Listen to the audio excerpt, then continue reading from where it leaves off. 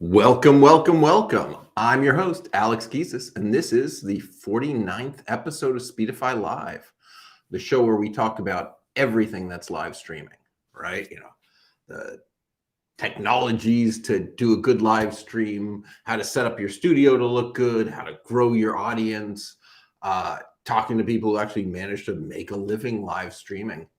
And so today we have a very special guest for you. It's Zach Ferree, full-time social media content creator and PC builder, the brains behind Zach's Tech Turf. Hey, Zach. I'm here, and I'll forgive you for accidentally saying Jack. That looked like a little bit of a slip up there. Did I? Yeah, well, you said Zach's Tech Turf, but then you said Jack at the beginning. But it's okay. It's okay. I just can't speak properly. Yeah. We're off your Zach. guys' normal time. It's okay. It's Don't worry, we'll fix it in post-processing. No one will see it. Oops. Yeah, we're not live. We're fine. But we are live. So anyone out there, if you've got any questions for me or you have any questions for Zach, just post them in the comments underneath wherever you're watching this video, and we will see them. So, for example, we have, hey, it's Shauner's PC Palace, and that's our dude. I assume that's we're for here you. representing. I sent the exclusives your way, so hopefully we get some comments action here today. Yeah.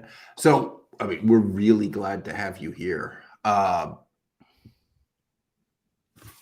So the audience grows quickly. So people are asking, you know, why more people aren't asking, because we're 30 seconds into the stream. It will grow. I expect hundreds of people to be watching this within minutes. Which makes me think that if you have something amazing, you could, you know, it's okay if we start slowly here. So exactly. Why don't you start off and tell us a little bit about, you know, Zach's Tech Turf.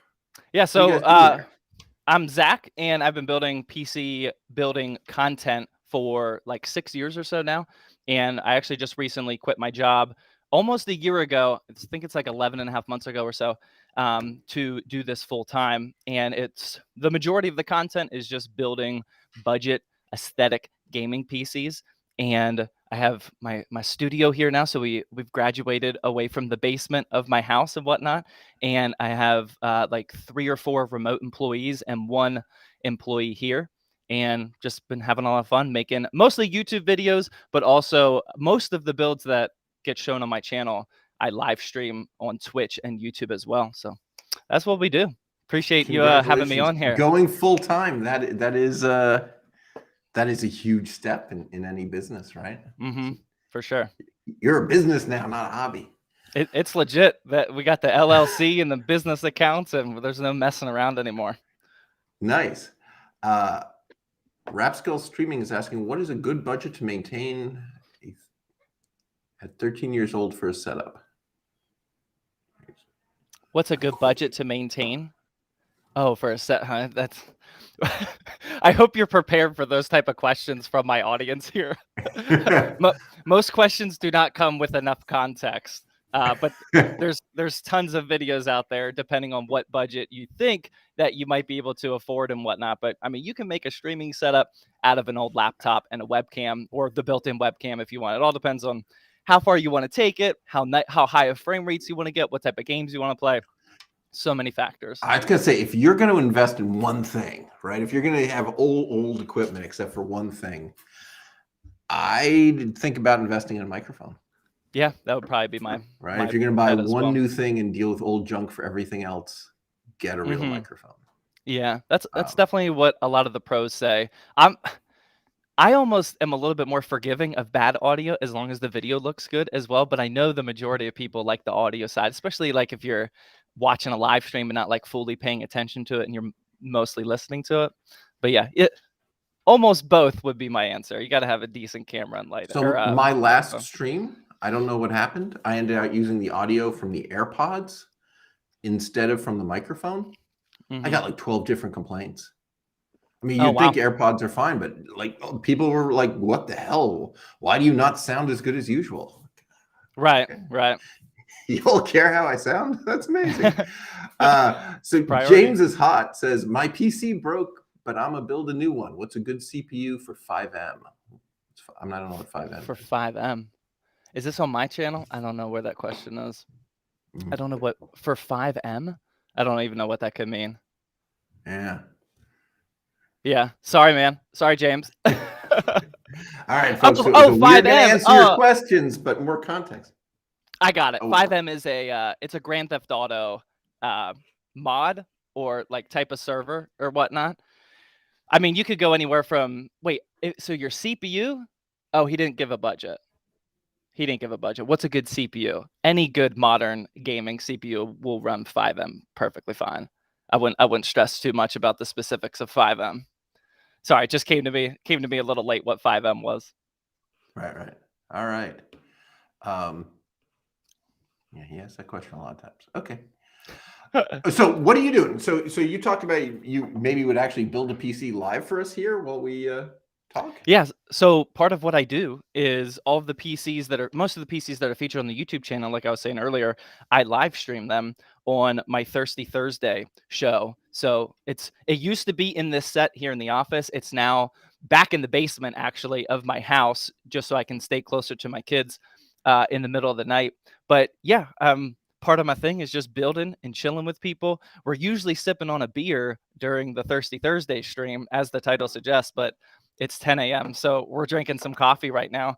But yeah, I'm going to be putting together this budget brand new gaming PC, which is something that we haven't been able to do for a while because we have 2 new budget graphics cards that just launched, the RTX 3050 and the RX 6500 XT. So this is going to make it into a YouTube video in a couple of weeks. So I figured I'd just build it while you and I are chatting it up, Hopefully that's okay. Yeah. So what components are you using here? So yeah, real quickly, the CPU, this is actually part of the whole live streaming deal. Sometimes you don't have the CPU that you're waiting on Amazon for. So you always have to make sure that you have replacement parts that will work and whatnot. This is a substitute for the next day or two. This is a Core i3-10105F, and we're actually going to be upgrading this to an 11400F whenever that comes in from Amazon, like I said, but I want to finish this build today. So we're just going to be slotting in this CPU for now, and we can talk about the details of that in a little bit.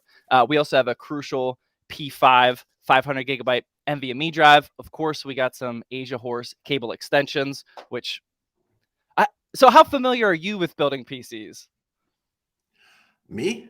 Yeah. I am out of date. A little out of date. So I haven't built anything for 10 years. So okay. But you built one 10 years ago? Yeah. Okay, nice. Well, probably only the aesthetics and obviously like the price of performance has changed. The PCs look a lot different these days, but the gist is all the same. For the graphics card, we have a Sapphire Pulse RX 6500 XT, super controversial graphics card right now. We could talk about that the entire live stream if we wanted to, but we're not going to.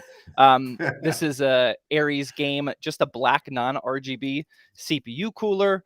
We have a Superflower LED X3 Pro 650 watt power supply, and for the motherboard we're rocking a Gigabyte B560M DS3H version 2, and that's going to go inside one of my favorite budget cases of all time, the Apivia Protege, which I haven't used for quite some time, but this has just got a ton of value. 65 to 70 bucks, comes with the fans pre-installed. I really selected this case for our live stream today because of basically just the fans being installed. Like I said, that saves a ton of time. And those were all, just so the audience knows, those were all just empty boxes. And I fully prepared the build today. That way things can hopefully go a little bit quicker. Like I did the mounting bracket for the CPU cooler because that usually takes a while. We already got the cable extensions attached to the power supply, pre-cable combed and everything, because that's those two things what I just said are usually like an hour of my live stream. So I did that ahead of time. That way we can just keep it moving, and maybe like we'll chef, get the right. I yeah. spoke to someone, a chef who live streams, right, and he has like, you know, the stuff 1/3 made, 2/3 made, and finished made on the side. So at any point Yeah. he can grab that and just Exactly. continue, pretend like it's baked or whatever. Exactly. I'm gonna be a little bit more transparent and let the people know, but yeah. But yeah, not a big deal if we don't finish today. I'll do my best over here, but I'm not also going to be explaining step by step what we're doing here, and we don't have the overhead camera, which I usually do. But yeah, Okay. it should be fun. All right, cool. So how much do you use social media to promote this stuff? Like, is social media an important part of your business, or is it just kind of the live streaming? Well, the majority of my business income comes from everything surrounding YouTube. So pre-roll ads, YouTube AdSense, all of the affiliate links that go on YouTube and whatnot. That's the majority of my business. The live stream aspect of it is just a small little fraction right now. But it was one of those things where it's like, if I'm building all these PCs every week, I might as well be live. I might as well be improving my relationship with my audience and whatnot. So, I mean, social media is my entire strategy here, you know. But live streaming is just like a fun fraction of it, you know. Right. So, I mean, I follow you on Twitter, but which other things are you on? Right? Are you TikToking? Are you Instagramming? I really like Instagram, so I'll post like a carousel of photos. I try to do every day. Usually, there's definitely one every time I build a PC. There's one to promote live streams, like for tonight's Thirsty Thursday show. There's like a picture of all the parts boxes and whatnot. I also vlog on my IG stories every single day, so I just give like anywhere from 1 minute to like 10 minutes worth of content every single day, and pretty much just documenting my business adventures, some personal stuff on there as well, like fitness and whatnot. But I really like it. I really like the Instagram platform for reasons like that. And as far as vertical video goes, that's actually something that I am finally just now trying to put a little bit more of an emphasis over. I definitely need to give it more of my time, but trying to make just some like trendy music, IG reels and TikToks, but that's like as of a week and a half ago. So I haven't been on there too much. Nice. So what do you think you're doing? I mean, I know there are other tech tubers out there. Mm-hmm. Is that the term you use? Tech tuber, yeah. No, that's legit. That's legit. So what makes you stand out from everybody else? I mean, you're clearly succeeding. So I have a pretty different approach than most of the other PC building YouTubers. And first off, our aesthetics over everything mindset is definitely what carries the channel and the brand. I do my absolute best to make sure that every budget PC aesthetically looks very nice, you know, as good as it can be, sitting on your desk, because whether you're investing $300 in a budget PC or $5,000 in a PC, you're going to be looking at it every single day, some people all day. So you got to make sure it looks nice regardless of the budget. So that's honestly, there's probably not too many people that can compete with me in terms of the budget builds on the aesthetics. So that's probably the advantage we have. But also, it's just, I have a very non-min-max type of mentality. So I like to keep things practical and casual, and I've never made a video that really, really stresses on the single digit performance gains. So if I'm not using like a meta part and losing like 2% performance, or like my fan configuration is 2% lower than what it could be and whatnot, that's just not something that I stress over. And the reason is because there's so many other YouTubers out there where you could get that type of min-max information from. But B, that type of like extra information only makes it tougher and tougher for new people that are just jumping into PC building to get into the hobby and whatnot. So I just try to like be fine with what you have. Somebody might have got a little bit better priced performance than you did, but what's sitting in front of you is still a nice PC that works well, and just be happy with it, So those are probably the two main things that I would say are different than most people. So Haha Lol is asking you, is 16 gigabytes, 3600 megahertz CL16 okay? Yeah, that would be perfectly fine. Yeah, for sure. I see Shauner in there. Appreciate you answering some questions for us. Shauner is one of our Discord and Twitch mods. He's usually keeping things in line for us and helping to answer the questions and whatnot. Cool. So are there other tech tubers that you actually follow and watch? Well, I don't watch too much YouTube for casual, like, entertainment sake. Most of the YouTube I watch is like market research and just figure out, like, try and get ideas how to make things better than other people and whatnot.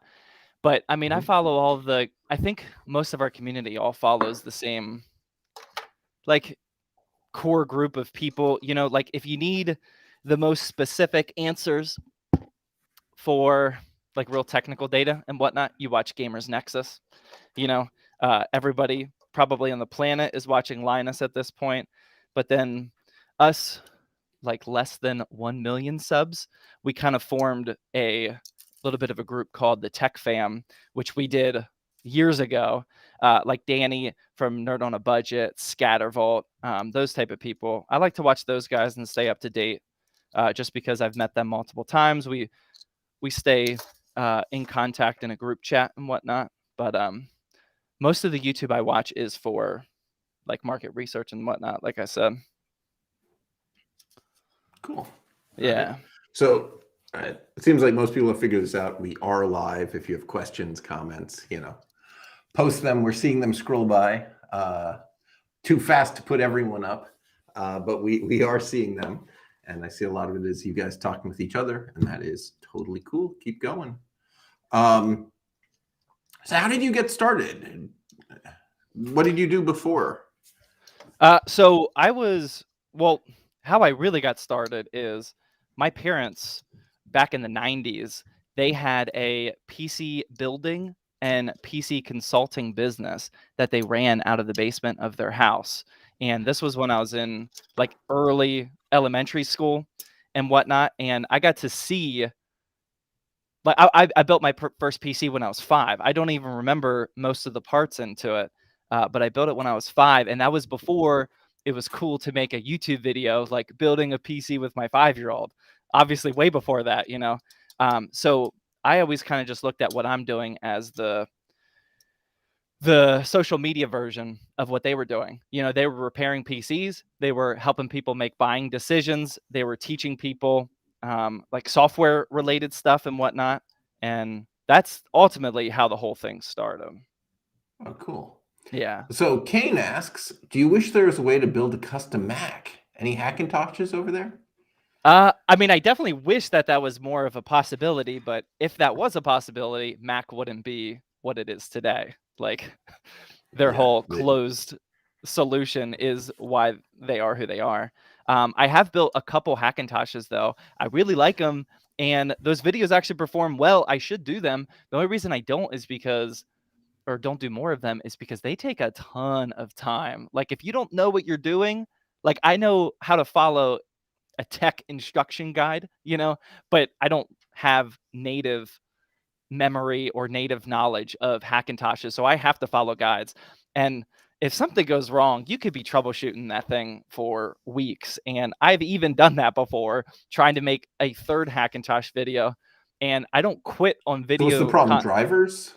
That it's limited drivers? Yeah. Is that the issue? It's mostly hardware talking to the OS and whatnot, but sometimes it's just getting the boot. Like, if you get a good boot and the image is good and you can boot into Mac OS, then yeah, you got to troubleshoot the drivers. You got to try and get all of your USB ports to work, your Wi-Fi adapter to work, Bluetooth, all of that stuff that's kind of difficult. But sometimes hardware just like specific CPUs, graphics cards, motherboards, sometimes they just don't play nicely with Mac OS, and you can't even get to the point where you're booting it. And that's where I had to stop a project at one point because I was wasting way too much time, and it doesn't happen often, but I quit on that one. Really? I mean, Apple, like at this point, they don't even have drivers anymore, and they don't allow them for, USB Wi-Fi cards. Right. Well, you If you gotta, I want think another that, Wi-Fi card, you can't add it to your Mac. yeah. Why wouldn't you use one that's built in? Right. Because I want a bigger antenna or whatever. Because I want to. Exactly. Yeah, leave me alone. That mindset is why the PC building community exists, though. We can do our own thing over here while Mac serves a very specific purpose. If you have that mindset, a Mac probably just isn't that right for you, Yeah. Ashish in the audience says that he's a Hackintosh guy. They work very well, but frustrated. Yeah. So it takes forever and weeks. Yeah. If you get it up and running, it can be one of the most stable computers that you have. Mac OS is very stable, and you don't really update Hackintoshes, so you don't have to worry about like updates breaking things and whatnot if you just deny all updates. But just getting it started up is definitely a hassle. Right. Once you have it working, never change anything again. Exactly. Yeah, and I guess with the new CPUs, now that they're going to those crazy ARM CPUs, eventually this thing's just going to go away because you won't be able to get a motherboard like that or whatever. Yeah, we'll see how that changes the landscape of not just Macs but everything, for sure. Just as a quick little update, the motherboard is fully prepped. We got our CPU cooler, RAM, and SSD. So just putting that into the case now. Quick little build update. Man, I like how it's 90% fan by weight. Yeah, right. Gotta say, I'm very disappointed, right? I mean, I haven't built a PC for 10 years, and the numbers you guys are posting, 3,600 megahertz, right? 10 years, and we've gone from 2,000 megahertz to 30. Like, we used to double every 2 years when Moore's law was in effect, right? Yeah, exactly. I thought we would be at 50,000 megahertz or whatever. Well, yeah, I mean, back in the day, though, to be fair, megahertz was everything, or like speed was everything. Now there's so many different factors, but like, yeah, you could tell exactly how fast the computer was back in the day just off of that alone, for the most part. Obviously, I'm not scientific, and there are other factors, but a little bit more complex these days, unfortunately. But I do remember that time. All right, Bionic Zen is asking, what CPU is it you just put in there? So this is a placeholder CPU, and it's purely just so I can get this build done, take some IG photos and whatnot. The one that I physically just installed is a 10105F, Core i3 10th gen, but I am going to be upgrading it for the YouTube video, an 11400F, and that's because the 11th gen Intel chips, they support PCIe Gen 4, where the 10th gen does not. So our 6500 XT, part of the whole drama is it's bottlenecked by what PCIe gen you're using. So for a YouTube video, I got to make sure that I'm not bottlenecking it by the CPU. So I am going to be swapping that out. But for today's build, just the 10105F. And we are on a B560 motherboard just so we can do the PCIe Gen 4. Nice. William here is talking about how fun it is to just hang out with you on your live builds. Yeah. I mean, that's what we obviously. Look at this. This is fantastic. Right. Yeah, exactly. There we go, William. Appreciate that. That was part of the whole concept of, if I'm going to be building these PCs, I might as well be talking to like-minded people, drinking a beer, and whatnot, and just hanging out. I used to. It's hard to imagine that I used to do this by myself, not talking to anybody. All right, Kane's asking, what's the wildest request you've gotten for a custom tower? Do you do custom, or you I don't just make crazy things? I don't even really do crazy things, honestly. I build like pretty meta standard price to performance aesthetic builds. I'm currently not taking any requests, and I never have, mostly because part of my personal motivation to leave a 9-to-5 job and do my own thing is because I really, really don't like trying to appease people creatively or like with my own work. I would much rather like build what I want to build, and then whoever shows up, whoever happens to like it, like that's awesome. Like somebody is going to definitely like the aesthetics of this, and if other people don't, like that's perfectly fine. I don't want to have to build a PC with the stress of, does this single one person like these subjective choices and whatnot? That's not really how I roll, but one day that might change. There's definitely some good money into doing that, and it would be an excuse to play with like super high-end hardware, because I wouldn't do custom builds for someone that wants like a $500 PC.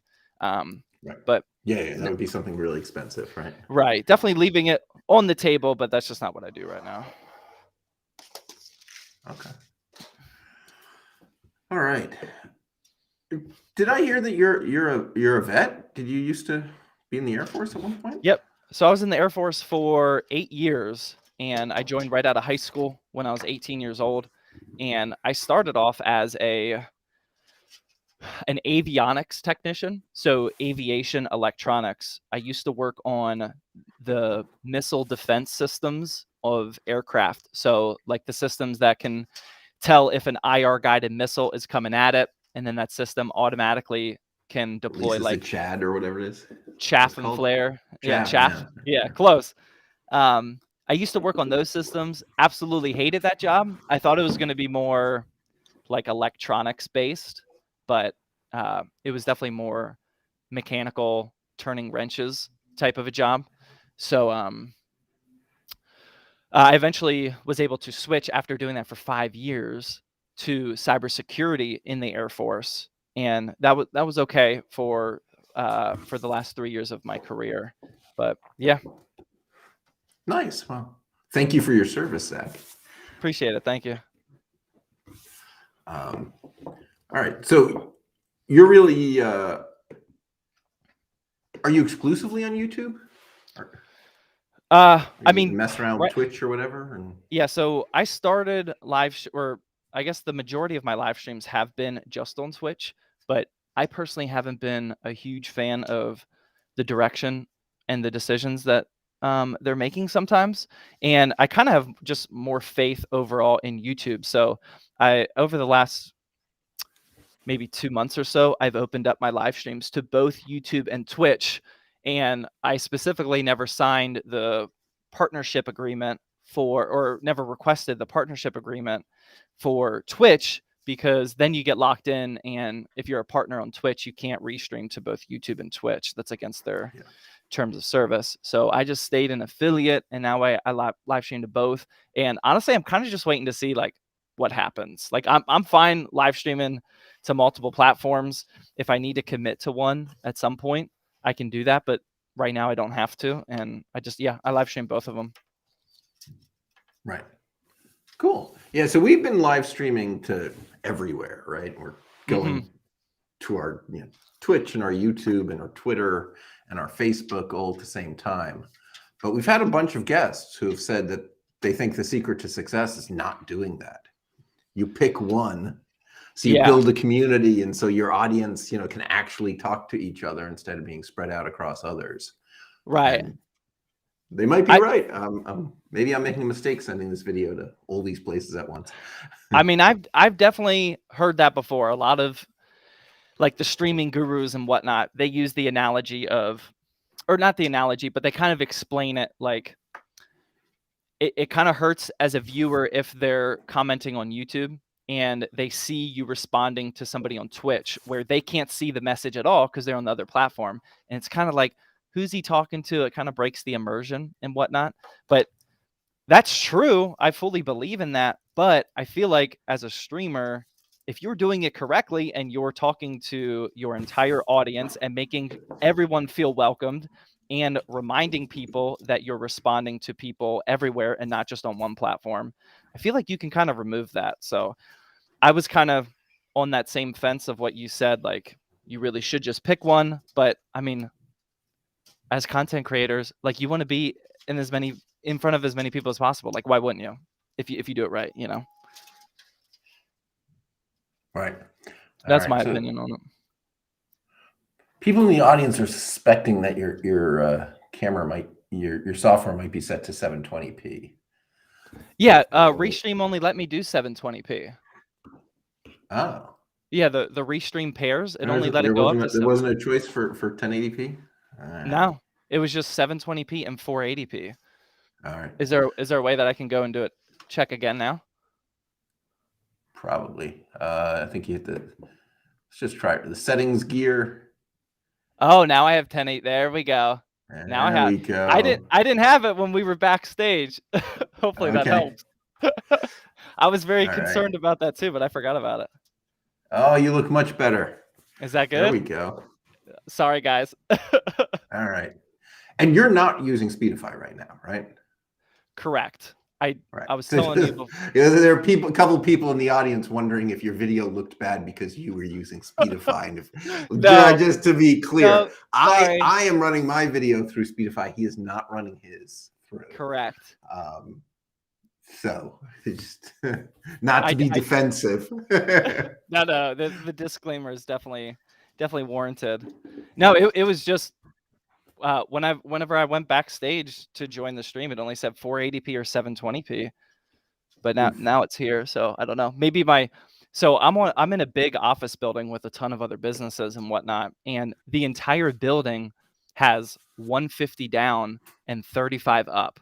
So when I'm here late at night, I get that sounds like Comcast. It's bad. It's bad. I think it is Comcast. I get that full bandwidth and I can see it because my office is wired in. I had them hardwired line here.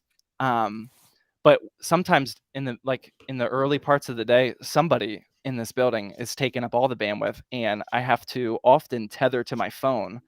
And now that I'm a little bit more up to speed on what Speedify does, it actually sounds like a legit perfect solution for me. Yeah. I just got to invest a little bit of time in getting that set up, and it'll probably actually be really effective for me. Yes, I'm not kidding. I knew it was Comcast because my internet connection here is Comcast and it's 35 megabits up. Right. So I've also got a tethered iPhone. Yeah, just in case. I've got AT&T LTE, but it looks like it's successfully sending this just over the Comcast right now. Right. So yeah, I've often looked at. I was just doing it the other day. Tethering devices, like I think Verizon, that's our cell phone service. I think they just made like a new tethering box where like it just fits in your pocket and it just walks around with 5G, and then you can Wi-Fi connect to it and whatnot. But I don't know. I guess with something like Speedify, I don't need something like that. You feel free to sales pitch me up there. Says you should be running Speedify. Yeah, it's probably worth my time, like legit. So what's ZTT? So Nabil is asking, what's the future for ZTT? Will there be a variety of PC builds down the line in the future? I don't know what ZTT is. What is that? Well, that's just Zach's Tech Turf. That's just what sorry, of course, the logo, ZTT. So I am trying to experiment with types of builds and videos that are different than just these meta PC flipping builds, with making like very standard meta decisions. Like yesterday, I just uploaded a video about one of those mini PCs, kind of like the Intel NUCs that are like this big. They have integrated graphics built in, and I'm trying to experiment with stuff. Like I'm also getting into home servers. I'm actually a huge nerd of all things home server and self-hosting related. I got a big, clean, aesthetically nice server rack in the basement of my house that hosts like our community Minecraft server and like Plex server and all that types of stuff. So I'm trying to make a couple more videos about that. You got to be picky with what you make YouTube videos on, because most of us are kind of scared of the algorithm to some degree. But I am trying to branch out and just do a couple special videos like that every now and then. So what do you do on your home server? You build those servers at home. I used to have lots, but as everything moves to the cloud. Yeah, right. So I have a big beefy Proxmox. I don't know if you're familiar with that. It's a virtual for running virtual machines. Yep, I'm running a Proxmox server, and I have I got my media stuff, like my Plex server, a torrenting server. We have a Minecraft server. It's actually a game hosting server where I can host different types of game servers and whatnot. We have I have a Bitcoin full node running to just support the network on there and whatnot. What else am I hosting? Just various like pieces of software, like a Plex request web server where like my wife can log in and request different like shows and movies and whatnot to download, stuff like that, just things that like aren't 100% necessary, but it makes me feel important keeping those services up and running. Yeah. That's cool. Yeah, I've just sort of abandoned ship on all of them, right? I'm got Roku's on all my TV, and I watch Netflix and HBO, and right. I don't have a collection of media anymore, right? You definitely don't need to. It's more just because I like to nerd out. I mean, there is the very real threat whenever like some of these streaming platforms and whatnot, they remove a movie, or like HBO, I think, does like a rotational thing where movies only stay on there for a little bit. I mean, there's a little bit of a use case to it, but you definitely don't need to do that kind of stuff anymore. Yeah. Lucifero is asking, any suggestions for a budget i7 laptop for an animation student? So my laptop knowledge is actually really, really poor. I make like 2 to 3 laptop videos a year, and those are like the main models that I know about. So I'm definitely not a great resource, especially knowing what you need for being an animator. I would say definitely get one that has a dedicated graphics card on it. I'm sure you already know that though. But I don't have any, like business wise, I really like or professional wise, I should say, I really like the Dell XPS lineup, just because they range all the way from a little bit lower, cheaper end to pretty much as high as you want to go, and like the build quality is super nice on it. But I wouldn't really call that budget friendly. But I don't really know laptop lines too well, unfortunately. That's not really my scope. Yeah, I need a new laptop. What are you rocking right now? A Lenovo C930. It was one of those yogas. Oh, actually served me really, really well. And I got it at the same time as the Macs messed up their design. So I felt really good about how much nicer my keyboard was and how I had for sure. I still had a USB-A port. There you go. But the battery was lasting about 5 minutes, and I replaced that, but now it lasts like 20 minutes. Yeah, still a little rough. Rough. Yeah. Is that what you're currently streaming from now? No, actually, I'm on an iMac, one of the new M1 ones. Okay, nice. And it's a lovely machine. Yeah, for sure. Do you have one of people keep telling me to switch over to Mac full time, and I don't know. It's tempting, but there's a bunch of Windows software I still use sometimes. So right, for sure. I would actually really like to experiment with daily driving Mac or even Linux more than I do. Like I got various Linux virtual machines and whatnot that I use, but there's a couple Windows things that you just can't give up, and Adobe is honestly one of the biggest culprits to that. Adobe just doesn't run unless if you emulate it and whatnot.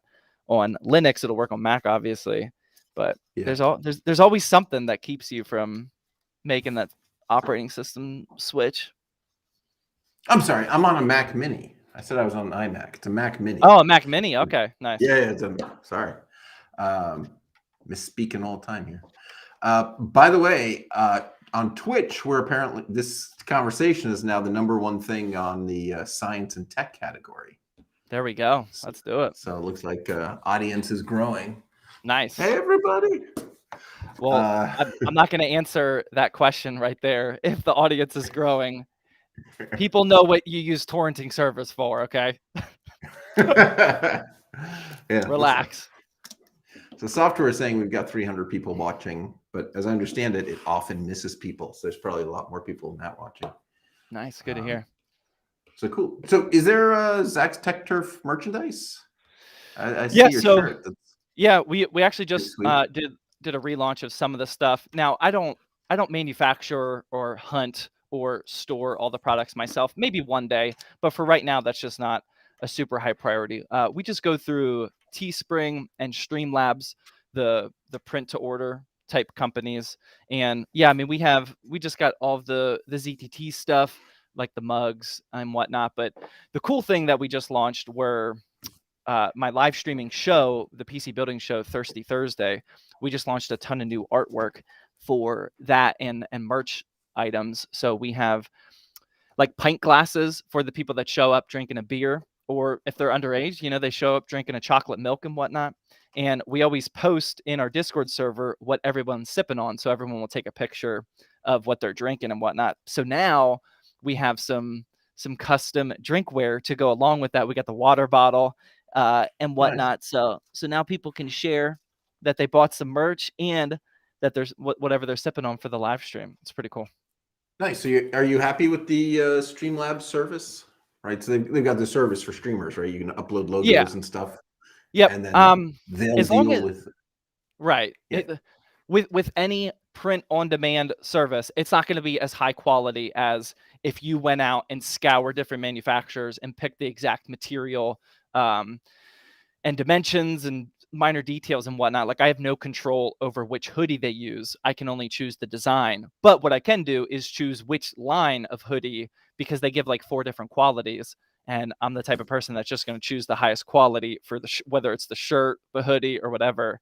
And the quality of these is actually really nice for Teespring, but it's still, I mean, it is what it is. Like, I don't try to overhype it. Like, it's mostly to show up to the live streams looking good, you know, and obviously supporting me as well. Nice. Seaner likes his ZTT mug and his Thirsty Thursday glass. Yep, they're solid. Good. All right. So your website is zachstechturf.com, right? Mm-hmm. Do you do that yourself? Do you use someone else? Where'd the website come from? So my wife actually, she pretty much designed the whole thing. She like basically got that up. We were working on that together, like behind the scenes for over a year, and not like as a full priority or whatnot, just, you know, extra spare time, which is almost nothing when you have kids and whatnot. But yeah, she basically just built the platform that I needed to do stuff in the future whenever I do need a website. So right now I'm pretty much running it by myself, and we have a page for the merch. So instead of going to individual, like the Streamlabs website or the Teespring website and whatnot, we have like a consolidated version just so you can see everything all on one page. But the main reason we're using the site now is to sell these PC builds. So I'm building anywhere from 4 at minimum to 8. I would say 4 to 8 builds every single month. And we need to get them out of the studio. And for the first 4 years of doing this, I was just selling them locally. So posting each individual build on Facebook Marketplace, OfferUp, and whatnot. And we built the e-commerce side of the website at the end of last year so I can sell my builds online and then ship them anywhere in the country. And I have an employee here, Sam, who now that's a lot of what he does. When the orders come through, he boxes them, he configures the PC, stress tests them, boxes them up, and ships them out and whatnot. So I'm pretty hands off of it at that point. But that's the majority use case of the website right now, but it's been awesome. Nice. Okay. Yeah. So, you know, anyone who's interested, you know, follow us, you know, Speedify Live. I interview all sorts of interesting people doing cool things with streaming. It's not always PCs. Sometimes it's cooks. Sometimes it's the people who make the live streaming software. So, you know, like, follow, subscribe, depending on which platform you're on. We're sending to everything. It's all free stuff. Cool. So I want to give a little bit of a build update for my audience here.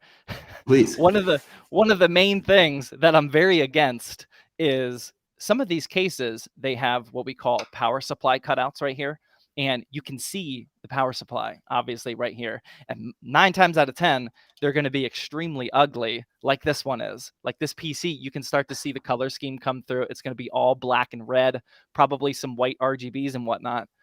But this cutout here would make this power supply look super ugly. And because I'm live talking to you, I definitely forgot about this step. And I usually apply some like carbon fiber vinyl wrap here, or I just remove that sticker. So I'm sure my audience has been wondering, what in the world is he doing? I haven't let a PC look like this in half a decade. Yeah, I thought you were all about the aesthetics, man. Yeah, no, like I've definitely forgot about that completely. I don't even have my vinyl wrap out here. It's over in the other room. Definitely, but it's not too late. We can just quickly remove that here, and then I have access to applying that vinyl. But just as a quick update. So what we got somebody asking about the price of this build. So what would a computer like this go for? This is going to be, if you build it yourself, it's going to be around. It depends on how strictly you hunt the deals. If you went and tried to buy everything like right now at this very second, it's going to be towards the $800 or $900 range. But if you spend a week hunting for deals, making sure that graphics card is at $199, it's MSRP, and just getting a good deal on maybe like the CPU and motherboard, those will typically go on sale. This can be around $700, maybe even a tad under $700, depending on, it just depends on how much effort you put into it. And that's a constant debate on my type of channel, of people are commenting like, I do a $600 build. I actually paid $600 for it without any hookups and whatnot. But if you go click on every single link right that very second, it could be $700 or $800. So it all depends. It all depends on how patient you are. I'm going to go grab a piece of vinyl real quick, but I got my headset on, so you can keep talking. All right, we keep talking. Yeah. It's not the same with him not there. So why don't I just talk for a second about what Speedify is, because a couple people asked earlier. It's my software that runs in the background that lets your computer use multiple internet connections at the same time. So I'm on Comcast, but I also have a tethered iPhone here. So if something terrible happens, which does happen, my stream will just go over AT&T and use a bunch of my cellular data, but that is better than going offline. All right, so you're just cutting it by hand? I usually just do like the outer cut by hand, just so I don't have to play with this entire roll here. And then I have a specific vinyl cutter here that I'll use to dial in the measurement. Yeah. This is actually a gift from my audience. I think they were sick of watching me cut it by hand with the very inaccurate cuts over the years, and they eventually bought me this, which is an easy $15 fix to that problem that I probably should have done a while ago. Nice. Yeah, well, I'm left-handed, so I think of scissors as terribly inaccurate things that give you jagged cuts. Yeah. But apparently there are right-handed people who are competent. Yeah. Huge disadvantage there. Yeah.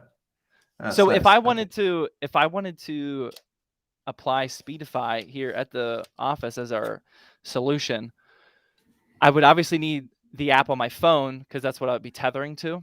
But then would I just need to put a Speedify app on all of my desktops for whenever our Ethernet internet goes out, or how does that work? Yeah, it's possible to use one computer or, a Linux box or something as a router, right? So let it have the extra internet connections. Have your internet go through it, and it can kick in, right? Yeah, I don't have access to that because I'm just a lonely employee here. Like, I don't have control over the router or like the network settings and whatnot. Then you put it on your PC, put it on your phone. Okay. And, yeah, the phone's great because you always have 2 internet connections. You don't even think about it, right? You've got the Wi-Fi and the built-in cellular. Right. So right. It'll try to use the Wi-Fi first, and if the Wi-Fi stinks, it'll use some cellular to enhance it. Right. Right. So. Well, I guess I need to do that then. Appreciate the hookup on the free Speedify. No problem.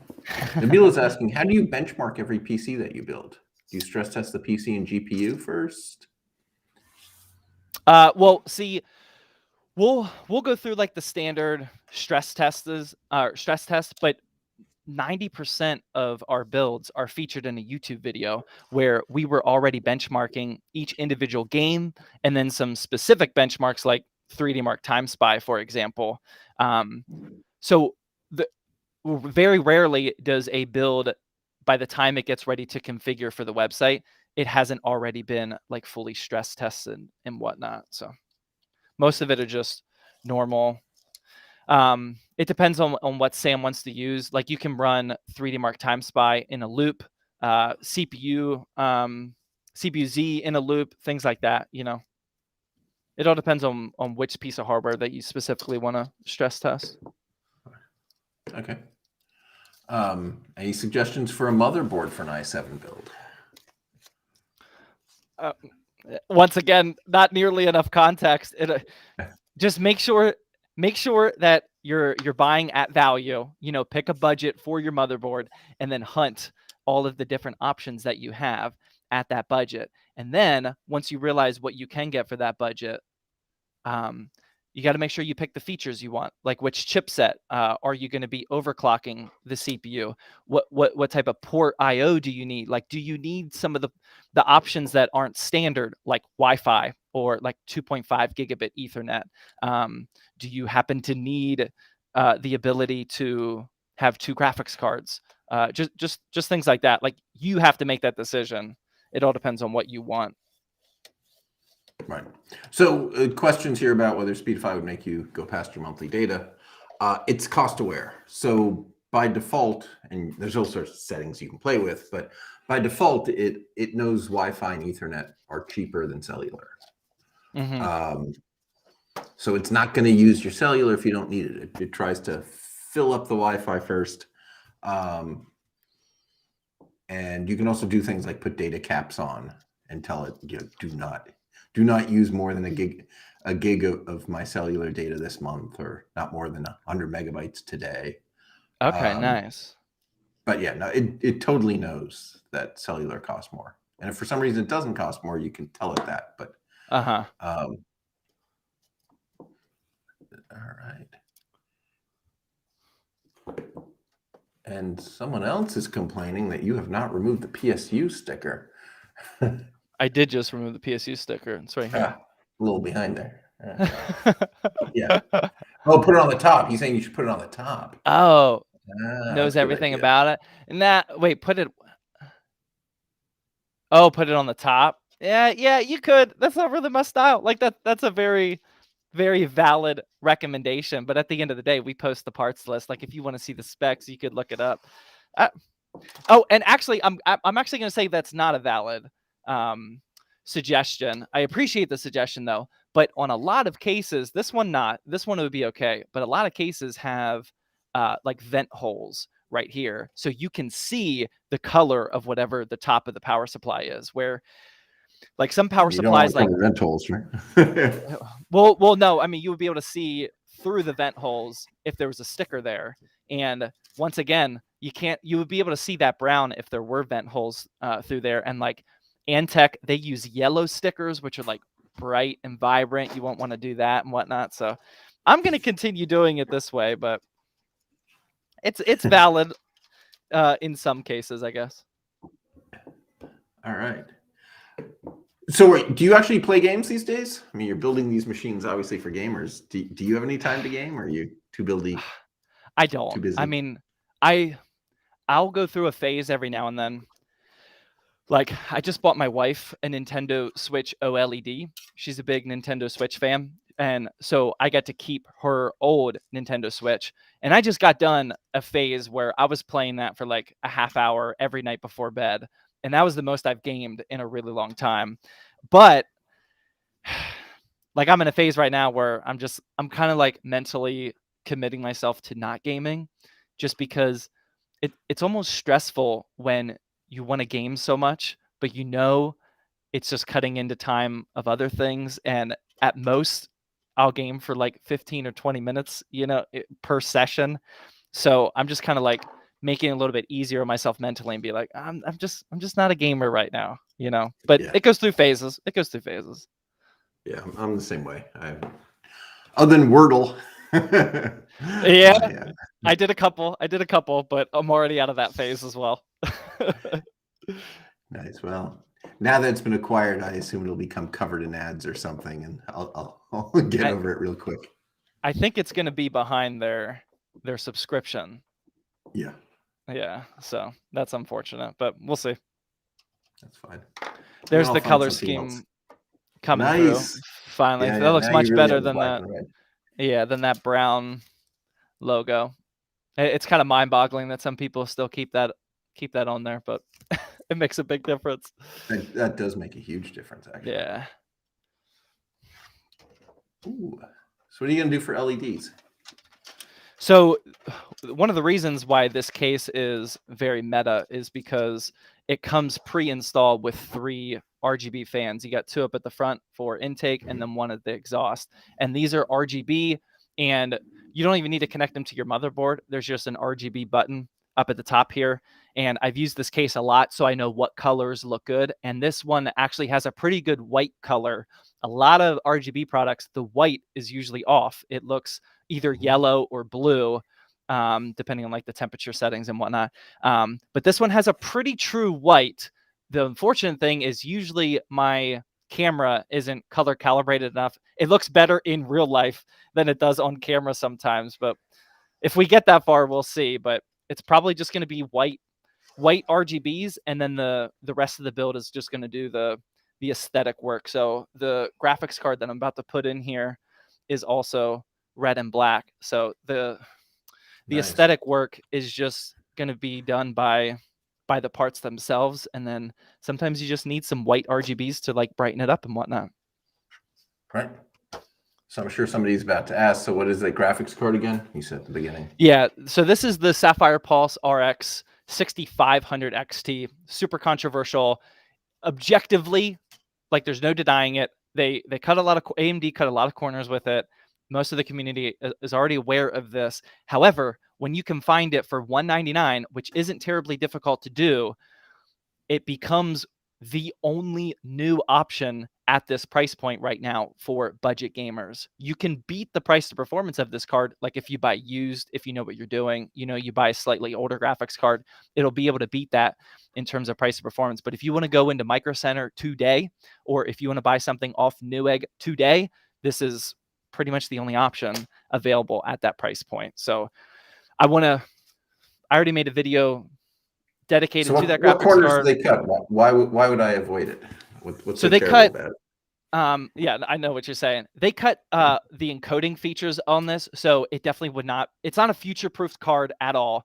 It would not be good for like streamers and whatnot. And if you're using it with a PCIe Gen 3 setup, which this build is temporarily until I upgrade that CPU, like I was saying, it even cuts it. It bottlenecks itself. You don't get the full performance out of this card unless if you use PCIe Gen 4, which is why we have to upgrade to the 11th gen CPU. But other than that, it's like if you're just a typical gamer that wants to play some Fortnite, some Valorant and whatnot, I'm not going to say that there's anything wrong with this card. Like there is, but like you'll be able to get that basic gaming job done with it. So I'm on the side of I like options. Like the real in-depth reviewers and whatnot, nobody's debating that this card is amazing. You know, like they made they had to cut a lot of features out because of the price and whatnot. But during this GPU shortage where graphics cards are really tough to find right now, I'm just happy that we have that option available. Yeah. So is that affecting you a lot, the chip shortage? It is. It's affecting me both in a good way and a bad way. It's actually a good way because now that I'm a full-time content creator, I have way more time than most people to hunt graphics cards. So that's a serious advantage. I'm buying graphics cards. I buy anywhere from like 5 to 10 graphics cards a week right now. It's kind of ridiculous. But that's because the competition isn't as fierce, like because most people are at work, you know, they got busy lives and whatnot. But it's tough because I've had to definitely change up my content creation strategy, because people just aren't watching the same videos that they used to when graphics cards were widely available. You have to make video decisions, content decisions based off of the average person that isn't really hunting like too hard for a graphics card right now. You have to make videos tailored to them, and it just kind of completely changed the landscape over the last year. Right. Oh, we're actually at an hour here, but if you don't mind, I'm happy to keep going. I mean, this build's going to be done in like a minute, so we at least got to go that part. Yeah. It's a totally different topic. Read any good books lately? Yeah. Somebody was telling me that you're a big reader. I wouldn't say I'm not a big reader compared to big readers, but I'm a big reader compared to someone that reads like one book a year. So what are you reading these days? Exactly. So 9 out of every 10 books is definitely a business or self-improvement type book. There's so much value to gain from, or like a memoir of somebody that like you look up to or something, just trying to gain value. I don't really read books for, it is entertaining, but I don't read fiction for entertainment or anything like that, you know. Like right now, currently, I'm reading this book called Think Again from Adam Grant, and it's just it's an audiobook. It's 6 hours of Adam trying to explain how to debate people and how to just open up, just be more open-minded is a really good quick nutshell of it. And it's something that like I could definitely improve on, seeing both sides of the coin for different situations and whatnot. So definitely getting a ton of value. Yeah, it's interesting reading about like, you know, how to convince people of things, and a lot of, you know, the never call them sheeple, right? The second you've done that, there's, even if you're right, there's just a lot of stuff that people do online, and you realize like this is not a conversation anymore. You know, even people I agree, even people I agree with, I'm like, you're acting like an ass. Right. So yeah, a little bit more I actually think it should be more in school, like sort of rhetoric or whatever. Teaching people how to argue properly. That would be extremely useful. Most important skills. Yeah. I really like books that aren't specifically about like my business, but they help me in mind. So like talking about debating, like negotiating. There's a book called Never Split the Difference, super popular, New York Times bestseller. Yeah. Like that has helped me tremendously gain thousands of dollars more.